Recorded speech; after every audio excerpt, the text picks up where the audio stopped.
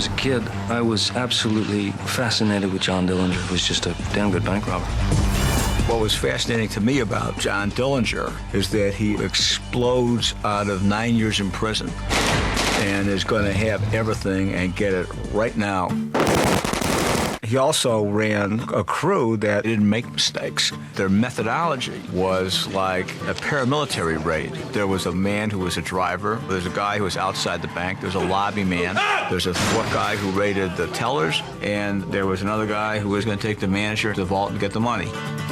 Red was the driver. He had to be the anchor, the rock-solid dude. Red was Dillinger's best friend and Dillinger's right hand. There's Homer, who really surveys the front of the building, protects that opening, that door. He was a bit of a loose cannon, Homer, but a good man to have on your side.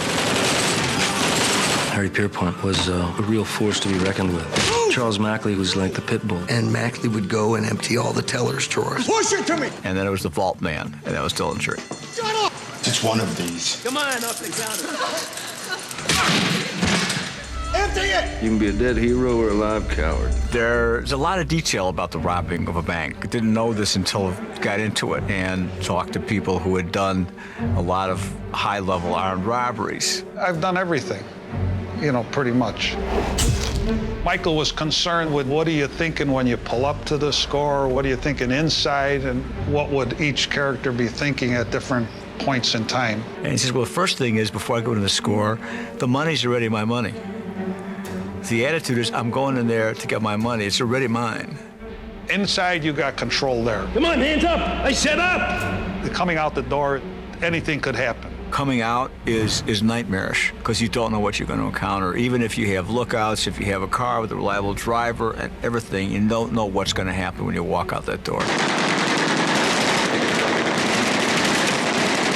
Michael's attention to detail is unparalleled. We took over some banks and had the people who actually worked there, and they knew that we were going to stage a bank robbery. And they didn't know what they were going to be told to do. And then everybody came into the bank and had their job about where they were going to stand in their positions. And somebody goes in and gets the manager to open the door and gets the money. Before we started shooting, Michael was adamant that we go to places like that, which was super helpful. It was perfect casting, It was within the first hour that I think we were all kind of felt like we'd known each other for many, many years, I'd rob a bank with any one of those guys if they wanted to.